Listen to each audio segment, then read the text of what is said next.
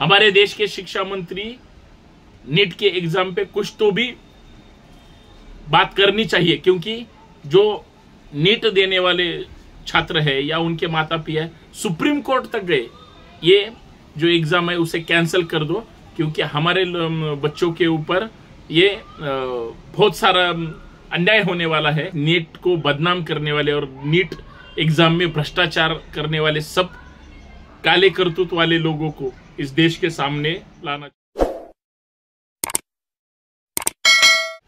NEET exam जो medical की central entrance exam रहती है, देश के शिक्षा मंत्री चुप है। देश के शिक्षा मंत्री नीट एग्जाम घोटाला पे बात नहीं करते। देश के प्रधानमंत्री चुप है। अगर एजुकेशन मिनिस्टर ही देश के चुप रहते हैं, चुप बैठते हैं और अपने ही नेता की जय जयकार 24 तास करते हैं, 24/7 एक ही रट लगा बैठे हैं कि हर हर मोदी और घर घर मोदी, 3.0 मोदी फिर से तीसरी बार प्रधानमंत्री बन गए, यही नारे अगर लगाते बैठे तो इस देश का क्या होगा, इस देश के नौजवानों का क्या होगा?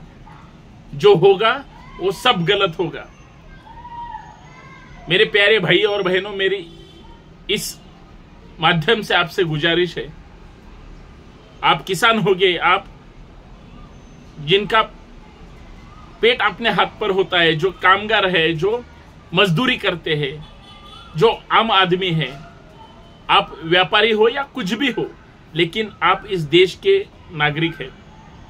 आपको पूरा हक है अपने बच्चों को पढ़ाना। अगर इस पढ़ाई में अगर कुछ गड़बड़ हो जाती है, कोई भ्रष्टाचार करता है और उस पर कोई बात नहीं करता, समझ लेना चाहिए सरकार की ही मिली भगत इसमें क्यों नहीं हो सकती। इस माध्यम से मेरी मांग है कि नीट एग्जाम में जो भी कुछ काला काम हो गया है, जो भी कुछ भ्रष्टाचार हो गया है, सीबीआई हो या जो भी कुछ जांच एजेंसी हो, उससे सब पूछताछ होनी चाहिए, इंक्वायरी होनी चाहिए।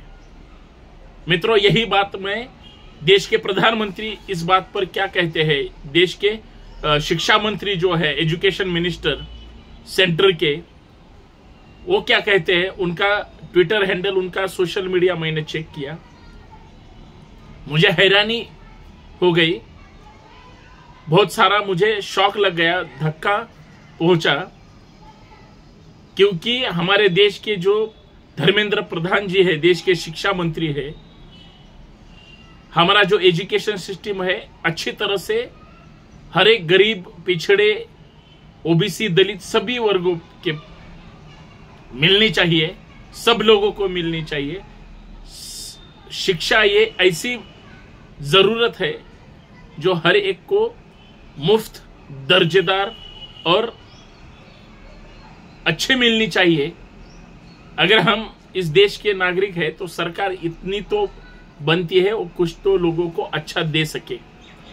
लेकिन दुख की बात यह है, जब मैंने सोशल मीडिया चेक किया, क्योंकि ये जो नीट की एग्जाम है, मेरे सभी विद्यार्थी भाइयों और बहनों, आपको पता है मेडिकल एग्जाम जो जिसको डॉक्टर बनना है, जिसको एमबीबीएस क्रैक करनी है या जिसको ज्यादा से ज्यादा मार्क्स लेने हैं, उसी नीट से, एंट्रेंस एग्जाम से वो अच्छी पढ़ाई कर अपने गुणवत्ता सिद्ध कर सकता है।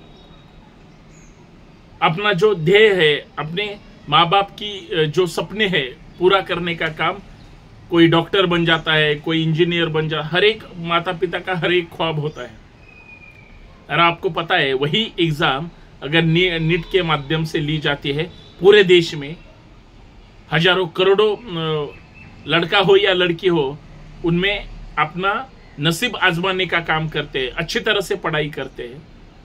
और उस एग्जाम में, नीट में अभी जो रिजल्ट आया, 70-80 ऐसे लोग हैं, उससे भी ज्यादा, जिनको 720 मार्क गिरे हैं। एग्जाम 720 मार्क की और मिले भी 720 ही, 100% मार्क उनको मिले। ये कैसा हो सकता है, ये कैसे संभव है? थोड़ी जानकारी ले ली, थोड़ी पूछताछ की गई तो सामने पता चला जिन लोगों कुछ समझता भी नहीं उनको भी 720 मिल गए। क्यों? वो पैसे वाले हैं, वो अदानी अंबानी के बाप है, और कुछ एजुकेशन सिस्टम के दलाल भ्रष्टाचारी लोग उन उद्योगपतियों से मिले हैं जो ये गलत काम करते हैं। लेकिन दूसरी तरफ हमारे जो गरीब लोग हैं, जो आम आदमी है, उनके भी बेटे पढ़ना चाहते हैं, उनकी भी लड़कियां पढ़नी चाहती है, लेकिन उनको वहां पे कोई भी संधि नहीं मिली, मौका नहीं मिला वहां पे। अगर ये ऐसा हो सकता है तो ये पूरा सिस्टम ही करप्ट है। और मैं जो सोशल मीडिया की बात कर रहा था, हमारे देश के प्रधानमंत्री हो या हमारे देश के शिक्षा मंत्री हो, एक लाइन भी नहीं लिखी। हमारे देश के शिक्षा मंत्री नीट के एग्जाम पे कुछ तो भी बात करनी चाहिए, क्योंकि जो नीट देने वाले छात्र है या उनके माता पिता सुप्रीम कोर्ट तक गए, ये जो एग्जाम है उसे कैंसिल कर दो, क्योंकि हमारे बच्चों के ऊपर ये बहुत सारा अन्याय होने वाला है, और हम भी उसमें अगर पार्टिसिपेट है तो आप क्यों उनको इस व्यवस्था से दूर ढकलना चाहते हैं और पैसे वालों को क्यों पास करना चाहते हैं?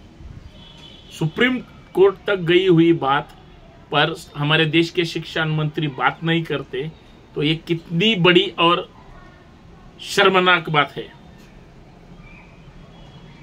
छोड़ दो शिक्षा मंत्री अगर कुछ काम में व्यस्त हो गए, तो मैंने ट्विटर हैंडल चेक किया, मोदी साहब को बधाई दी। दूसरा ट्वीट, मोदी साहब तीसरी बार प्रधानमंत्री हो गए। चौथा ट्वीट, मोदी साहब अब इस देश को बदल डालेंगे। चौथा ट्वीट, मोदी जी आप शपथ ग्रहण करो, हम आपके साथ है। पांचवा ट्वीट, अब की बार मोदी साहब सरकार। छठा ट्वीट, सब मोदी मोदी मोदी। अरे दूसरा कुछ तो भी करो। अब देश के शिक्षा मंत्री हो, अगर इस देश का शिक्षा मंत्री गंभीरता से इस नीट एग्जाम की तरफ नहीं देखता, गंभीरता से बातें नहीं करता, गंभीरता से उनको कुछ टाइम ही नहीं मिलता, तो बदलना चाहिए शिक्षा मंत्री और नीट एग्जाम कैंसल करके नई फिर से एग्जाम ली जानी चाहिए।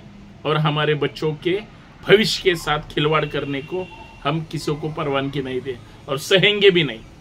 मेरी पूरी दुनिया के, हमारे पूरे भारत के किसी भी राज्य के हो आप सब हम मिलकर इस नीट एग्जाम के खिलाफ इकट्ठा होना चाहिए, रास्ते पर आना चाहिए।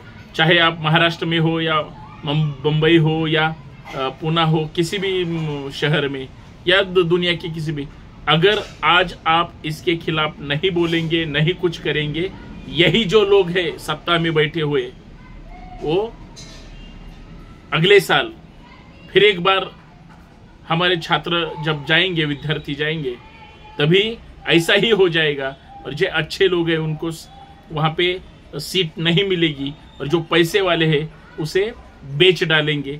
ऐसा अगर हम सह सकते हैं तो हमारे जैसे बुरे आदमी कोई नहीं होंगे। इसीलिए अभी जाग जाओ, मेरी गुजारिश है। और इस नीट को बदनाम करने वाले और नीट एग्जाम में भ्रष्टाचार करने वाले सब काले करतूत वाले लोगों को इस देश के सामने लाना चाहिए और इस नीट एग्जाम की